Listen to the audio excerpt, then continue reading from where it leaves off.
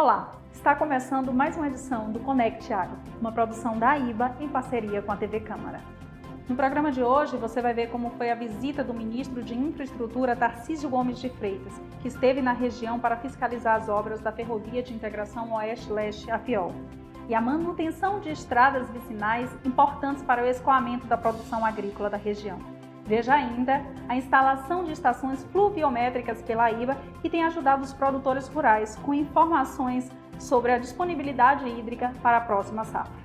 E você vai conhecer mais uma importante iniciativa da ABAPA na luta contra a Covid-19, o uso da tecnologia e da informação na pecuária. E no último bloco, entrevista exclusiva com Rose Serrato, coordenadora da Bahia Farm Show.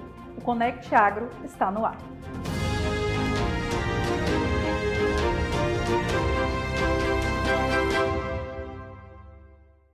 O programa de hoje começa mostrando como foi a visita do ministro de Infraestrutura às obras da FIOL em São Desidério. Na ocasião, ele falou sobre o andamento desta e de outras obras importantes para o agronegócio. Confira. Em maio, o ministro da Infraestrutura, Tarcísio Gomes de Freitas, desembarcou no oeste da Bahia para visitar uma obra muito aguardada pelos baianos e especialmente por produtores da região, a Ferrovia de Integração Oeste-Leste, a FIOL. O ministro foi recebido e acompanhado durante a visita por autoridades, representantes do agronegócio e alguns veículos da imprensa de Barreiras e São Desidério, cidade onde ficam os canteiros de obras da ferrovia. No trecho baiano, as obras são divididas em FIOL 1, que liga Ilhéus e Caetité, e FIOL 2, que liga Caetité a Barreiras. O ministro da Infraestrutura visitou as obras aqui do lote 7 da Ferrovia de Integração Oeste-Leste, a FIOL, aqui no município de São Desidério. O trecho entre Barreiras e Caetité tem 485 quilômetros de extensão, mais de 2 bilhões de reais investidos e quase 39% das obras já concluídas. Quando totalmente concluída, a previsão que está para 2022, a ferrovia vai integrar o sul do estado, em Ilhéus, com o oeste baiano. A obra da FIOL é uma prioridade do governo Bolsonaro. Vocês podem observar isso, porque nós, mesmo no período de crise, mantivemos a obra andando, né? Nós estamos com 1.000 pessoas trabalhando nos canteiros. Vamos fazer o leilão do primeiro trecho da FIOL, estamos aguardando só o projeto ser aprovado pelo Tribunal de Contas da União, que é aquele trecho de Caetité até Ilhéus. Temos investidor, então temos certeza que é um leilão que vai ser bem sucedido. Vai trazer o investimento para a conclusão do primeiro trecho e também para a execução do Porto Sul. A obra é executada pela Valec Engenharia, Construções e Ferrovias, empresa pública vinculada ao Ministério da Infraestrutura, e irá reduzir os custos de transporte de grãos, álcool e minérios destinados ao mercado externo. De acordo com o ministro, militares do Exército vão reforçar a equipe que trabalha na construção da ferrovia, que deve ser acelerada nos próximos meses. O Exército tem feito um trabalho extraordinário, assim como foi feito ano passado na 163. O Exército concluiu uma obra que estava há 47 anos parada. Nós vamos trazer o Exército para cá também para trabalhar num dos lotes. Em breve aí a gente vai ver a turma do Exército fazendo reconhecimento. Provavelmente vamos ter nessa obra o engajamento do batalhão aqui de Barreiras, né, fazendo toda a parte de terraplanagem, junto com o batalhão de Araguari. Nós vamos ter uma capacidade ociosa, que nós vamos atender o minério de ferro, mas com uma grande capacidade ociosa para justamente recepcionar grãos que vão vir do oeste da Bahia por meio da ferrovia. Então a gente vai ter um sistema operando aí que vai ser muito importante, e depois na sequência a gente vai ligar a ferrovia Norte-Sul. Então nós vamos ter a possibilidade de sair pela Norte-Sul, direção Itaqui, direção Santos, ou sair por Ilhéus. E o produtor pode esperar que isso vai ser um compromisso cumprido pelo governo do presidente Bolsonaro. Durante a visita, o ministro falou também sobre o andamento de outras obras essenciais para o transporte agrícola da região, como a revitalização das BRs 020 e 030. São obras que estão previstas também no ProBrasil.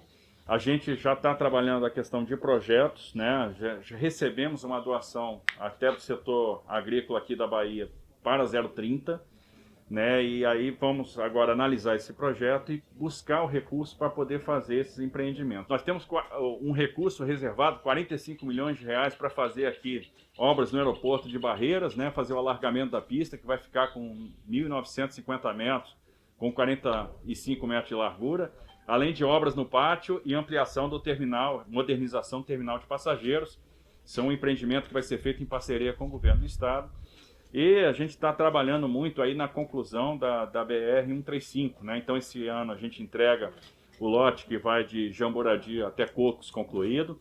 E estamos trabalhando a questão do licenciamento ambiental no trecho de São Desidério até Correntina, para que a gente possa também liberar o trecho que hoje está impedido.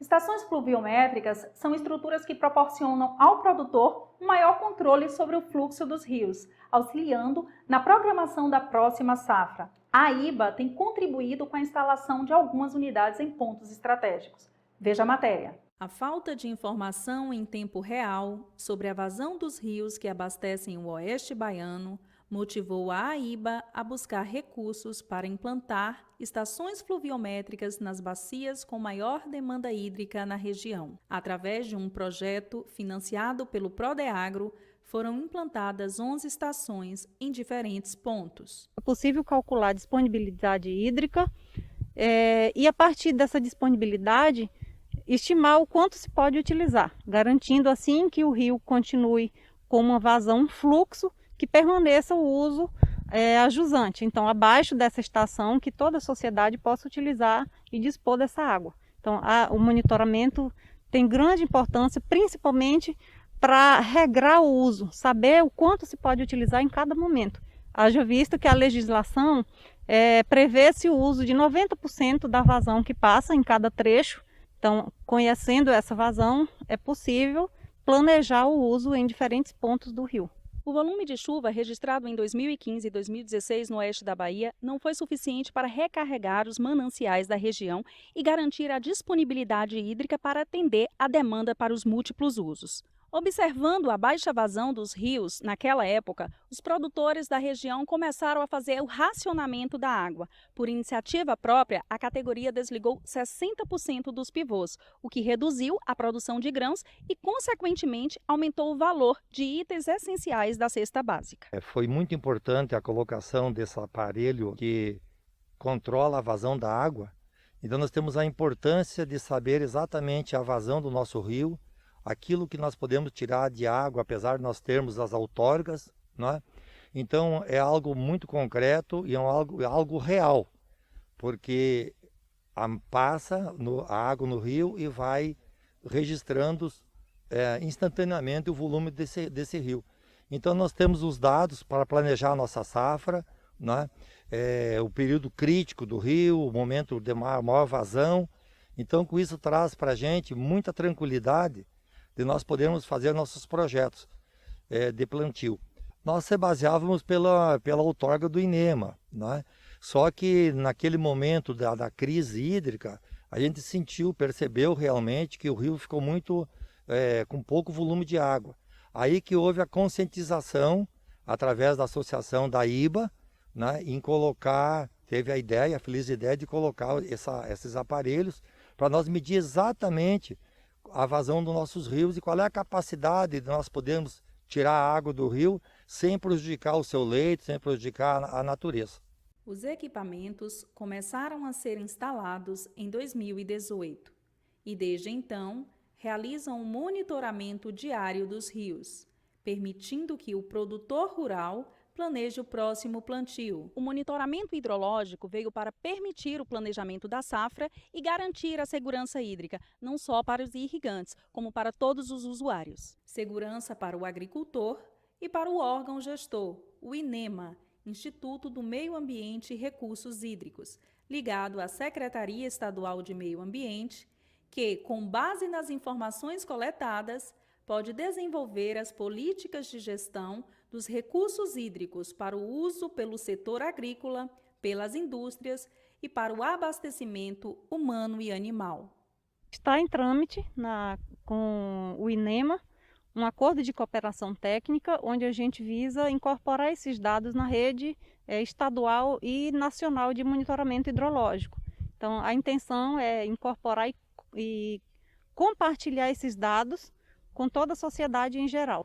E no próximo bloco você vai ver como aconteceu a manutenção de uma importante via para o escoamento da produção agrícola aqui da região. Uma parceria entre os produtores rurais e o poder público viabilizou a execução da obra. É logo mais, depois do intervalo. Não saia daí.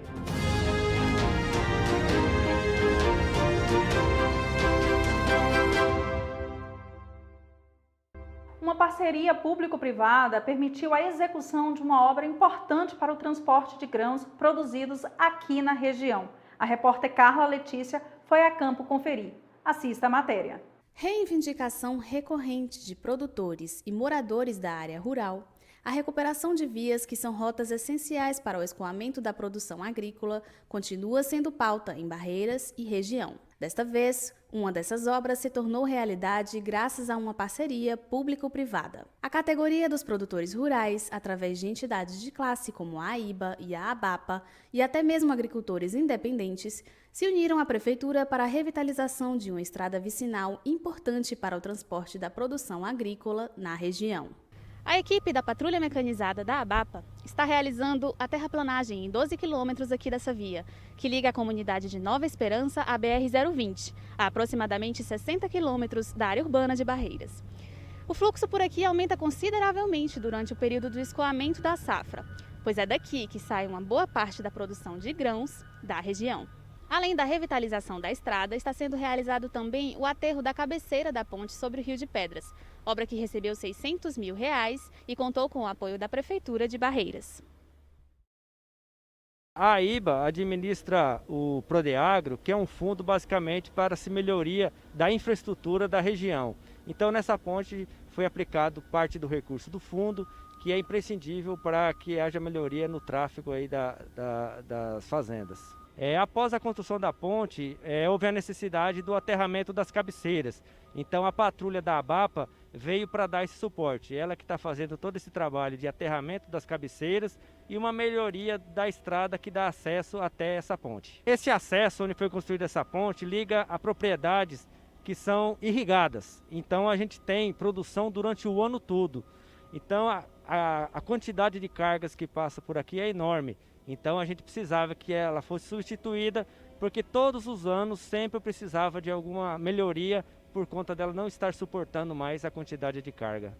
A Prefeitura do município arcou com 50% do valor para a revitalização da ponte, que atende a comunidades rurais dos arredores. A outra metade, assim como as obras para a revitalização da estrada, será custeada pelas associações e por alguns produtores. A obra vai beneficiar não só os agricultores, como toda a população da região que precisa da via para se deslocar. Eu sou produtor aqui há mais de 20 anos. Minhas principais culturas é soja, milho e feijão. E um pouquinho de pecuária. Essa ponta aqui era um desejo, era um anseio nosso de todos nós produtores aqui da região, que vinha há muitos anos, sabe? Todos os anos praticamente necessitava de uma reforma, essa ponta de madeira que existia antes, que ela foi feita há mais de 30 anos, né? A gente é muito grato à AIBA e à ABAPA também ao mesmo tempo, porque assim, nos ajudando muito. E essa ponte é de extrema importância para nós. As ações de combate à proliferação do novo coronavírus continuam. E a ABAPA, a Associação Baiana dos Produtores de Algodão, está mais do que engajada nesta causa. Conheça agora uma das instituições parceiras da entidade aqui em Barreiras, no bairro Santa Luzia. As máscaras são um item de proteção individual indispensável em tempos de prevenção como o que vivemos. De uso obrigatório em toda a Bahia, a peça acabou se tornando bastante procurada pela população. Pensando nisso, o Instituto Coração de Mãe, ONG localizada no bairro Santa Luzia, em Barreiras, começou a confeccionar máscaras para os moradores do bairro. A ação não é diferente do trabalho que eles já realizavam, exceto por um detalhe especial. A Associação Baiana dos Produtores de Algodão resolveu abraçar essa causa. Eu vi que a ABAPA estava doando material, os tecidos, né? Então eu resolvi fazer um ofício e ir até lá, porque eu sozinha já tinha fabricado 620 máscaras. E eu não tinha mais dinheiro para fabricar máscara, e eu vendo que cada dia que passa, as pessoas estão mais necessitando dessas máscaras. Aí eu fiz o ofício, levei até lá. Eu só tenho que agradecer a eles por ter nos ajudado, colaborado com a gente, porque com o material que nos doaram, que a ABAPA nos doou, tivemos a oportunidade de fabricar 500 máscaras. Inclusive, estamos finalizando aqui agora, nesse momento, né? Essas doações, a gente faz elas para onde as pessoas realmente precisarem. Pode ser no bairro Santa Luzia, pode ser na Vila Rica, inclusive já levei para Vila Morim, Centro, Vila Nova, Rio Grande, ACM, então, Barreiras em geral. A ABAPA está engajada nas ações para evitar a transmissão do novo coronavírus e vem distribuindo cerca de 70 quilômetros de tecido para prefeituras, instituições e voluntários em toda a Bahia, capazes de realizar a confecção e a distribuição gratuita dessas máscaras.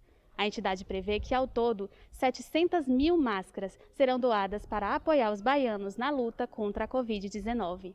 A instituição no bairro Santa Luzia foi uma das entidades de Barreiras que receberam os tecidos da ABAPA. Por aqui, 6 voluntárias estão produzindo as peças para doar no bairro e também em outros pontos da cidade, como na Feira Livre. A ação tem o objetivo de proporcionar a proteção que as pessoas precisam neste momento de cuidado coletivo. Pessoas que se prontificam, sejam voluntários, a estar participando e confeccionando, porque nós entregamos o insumo, não fabricamos a máscara, mas eles precisam ter essa mão de obra disponível, né? Geralmente são coisas feitas voluntárias, né? São costureiras voluntárias através de uma associação, do instituto e também do poder público das prefeituras, dos CRAs, que tem essas pessoas cadastradas, né? E disponível para poder estar confeccionando. Mas o que a ABAPA faz é disponibilizar os insumos para poder fabricar e não tem um critério, tenha vontade de ajudar. Ao todo, 18 pessoas fazem parte da ONG, que fornece atividades diversas para a comunidade, como capoeira, jiu-jitsu e reforço escolar, totalmente gratuitos. Assim como ela, centenas de instituições por toda a Bahia receberão o auxílio da ABAPA com matéria-prima para os materiais de prevenção. A agropecuária vem avançando com a contribuição da tecnologia em campo. Pecuaristas baianos têm apostado em novas ferramentas para aumentar a produtividade e beneficiar o negócio. Acompanhe. Há 54 anos, Mário Mascarenhas faz da agropecuária a sua vida. O produtor e hoje presidente da Associação dos Criadores de Gado do Oeste da Bahia, a Acri-Oeste, se instalou na região e hoje tem toda a sua atividade voltada para a produção de carne bovina. Assim como a grande maioria dos produtores que chegam por aqui, ele segue a vocação que veio de sua família e passou de geração em geração. Tradicional, a pecuária que ele desenvolve, porém, sente cada vez mais os impactos do tempo e da inovação tecnológica em sua rotina. A propriedade do seu Mário vivenciou muitas mudanças nos últimos anos, especialmente nos últimos meses. É que eles viram chegar novas máquinas e ferramentas para aperfeiçoar o trabalho que eles já faziam, como a pesagem e a alimentação dos animais, por exemplo. Eles também integram por aqui práticas sustentáveis e um manejo racional para beneficiar o trabalho. Tudo isso faz parte de algo que ele defende como uma nova forma de se pensar a agropecuária. Seu Valdo, auxiliar na fazenda há 16 anos, conta que a máquina deixou mais ágil e preciso o trabalho de pesagem dos 3.000 animais na propriedade. Antes era meio manual. A gente tinha uma balança mecânica e a gente fazia todo o processo de pesagem e anotação. Depois a gente ia fazer um somatório para ver quantos quilos deu o grupo de animais e depois ver o peso individual de cada um. Nessa condição, a gente já tem de imediato. Acabamos de pesar os 80 animais e já temos todas as informações. O erro é praticamente zero. Eu fui estudando os processos e buscando alternativas para melhorar a nossa produtividade. Eu entendi que o arame é tão importante quanto o adubo. Máquina é ótimo, com certeza, só que custa muito. Mas tem tecnologia que não custa nada, é só você mudar a mentalidade. Por exemplo, poda da planta. Se a gente deixar o capim crescer muito, a gente perde nutriente. E outra coisa, a digestibilidade é baixíssima. O animal tem dificuldade de colher aquela forragem dura e o que colhe não digere. Quando você vai calcular o GMD, você se assusta. Outra tecnologia que a gente adotou aqui é um distribuidor de ração. A vantagem desse distribuidor de ração, ele pesa o ingrediente, ele mistura e distribui e faz tudo isso de forma otimizada.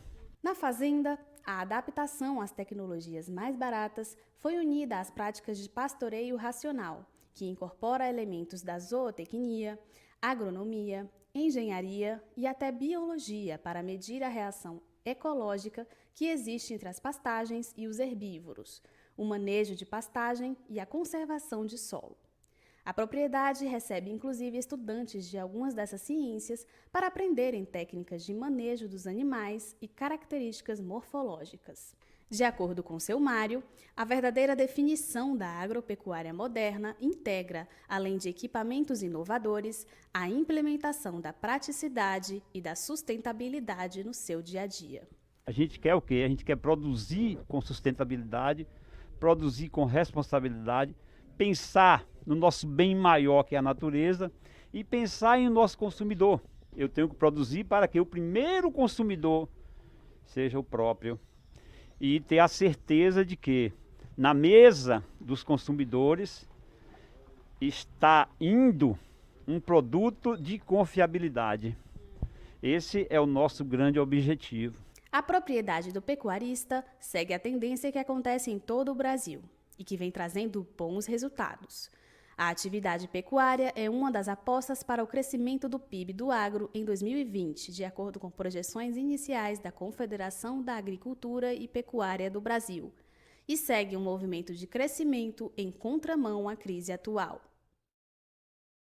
A seguir, entrevista com a coordenadora da Bahia Farm Show, Rose Serrato, ela que falará sobre o adiamento da feira em função da pandemia. Fica aí, voltamos já.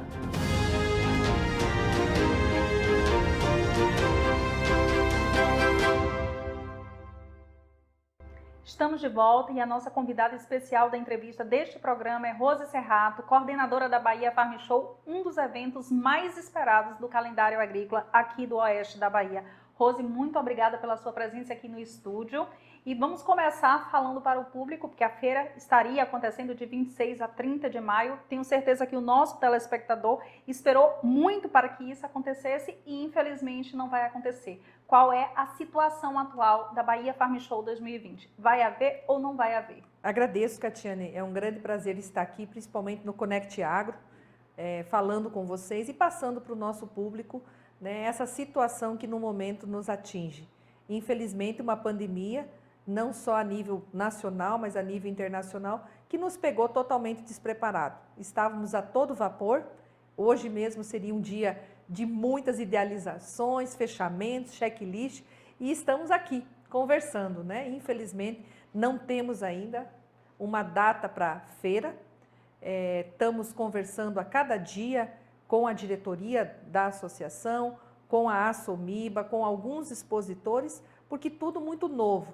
Não temos, assim, ainda uma data que realmente podemos, com tranquilidade, passar ao nosso público, ao expositor e, enfim, às instituições financeiras de como será esse ano ainda. Então, a cada segunda-feira temos as nossas reuniões para estar discutindo, acompanhamos a OMS, aos comitês municipais, estaduais também, para ter algumas medidas, tomar medidas que não tragam risco para a população. Sabemos que a nossa feira é uma feira de grande porte, será uma grande aglomeração de pessoas nesses 5 dias, então temos que tomar todas as cautelas possíveis para que não traga nenhum estrago ao agronegócio ou à população que venha a visitar a nossa feira. Entendo perfeitamente, essa é uma medida de segurança que é super compreensível, mas você falou aí que está muito cedo, ainda não tem uma definição de nova data, mas o que significa também que não está cancelada, não está descartada a possibilidade de haver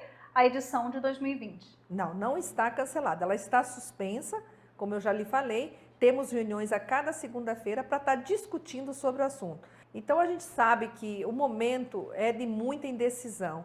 Todas as feiras do nosso país foram algumas adiadas, outras já canceladas.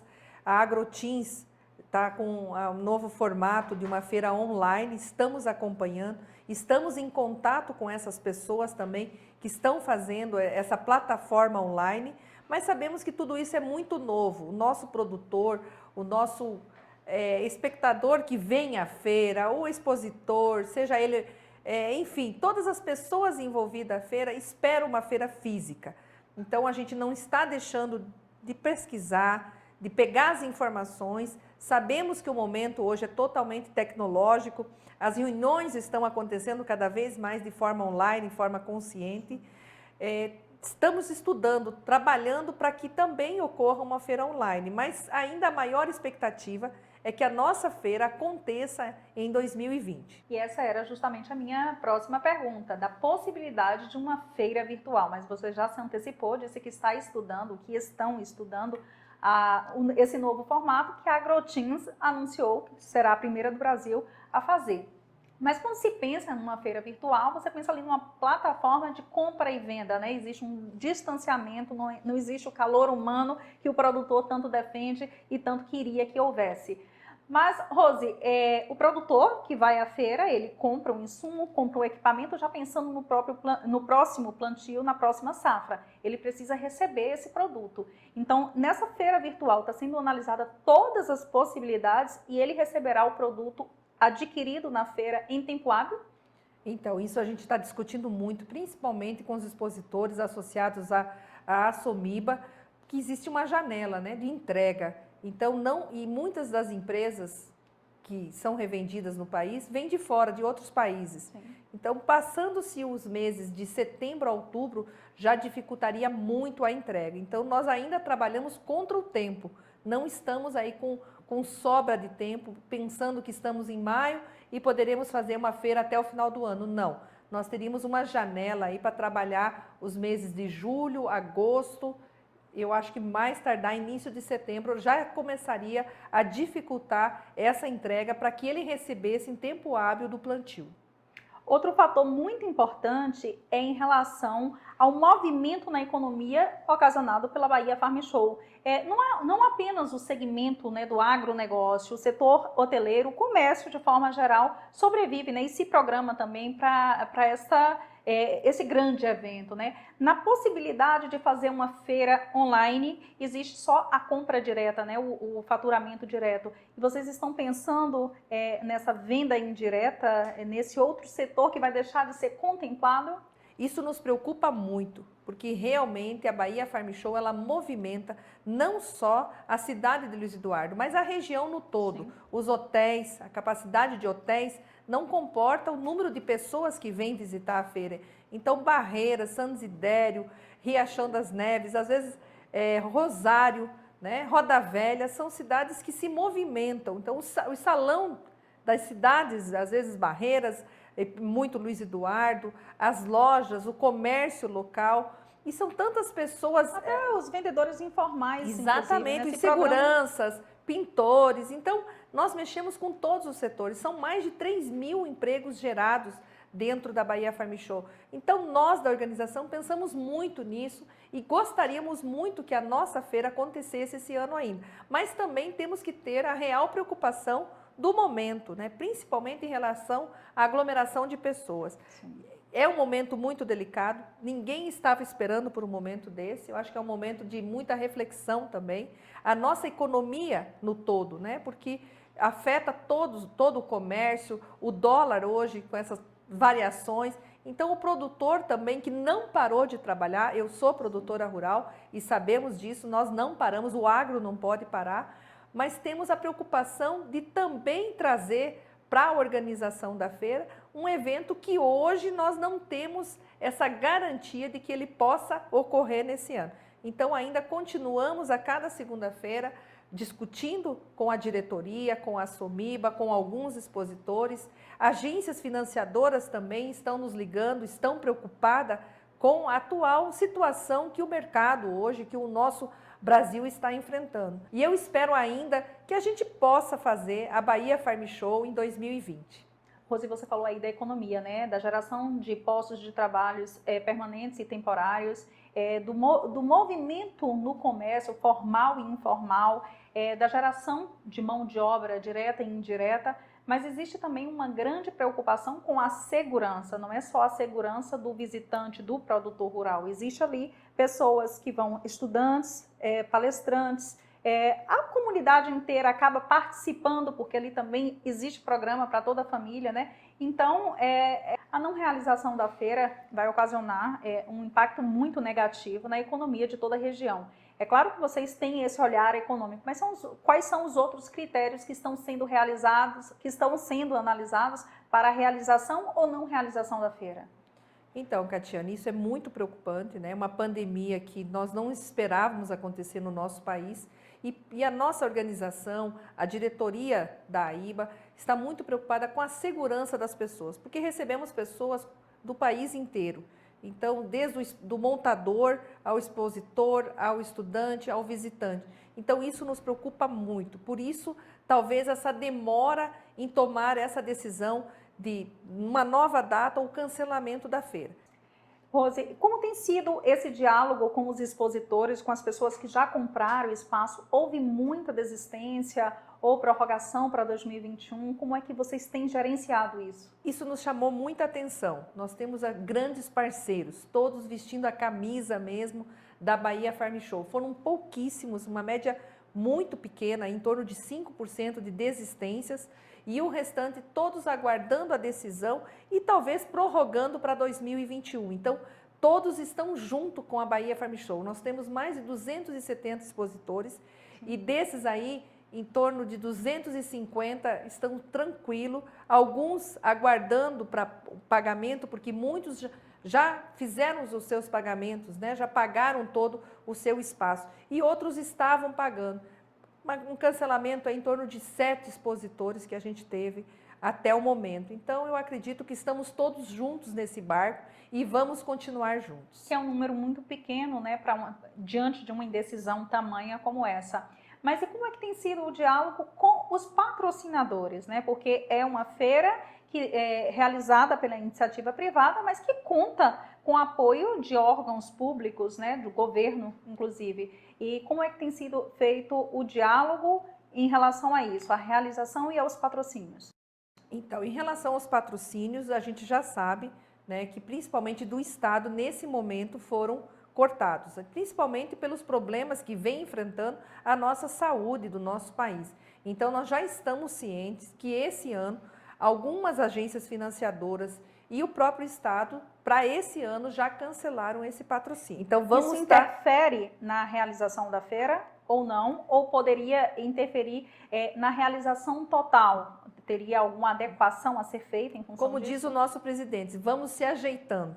E eu acredito que isso não vai impedir a realização da feira, desde que ela seja feita com segurança, né? Vamos ter algumas coisas, alguns cortes que vão ser feitos, mas a feira pode sim acontecer no momento oportuno sem esses patrocínios. Mas no momento agora eu acho que é ter cautela, né, respeito a tudo que está ocorrendo no nosso país e tomar a decisão mais assertiva ou possível no momento mais oportuno.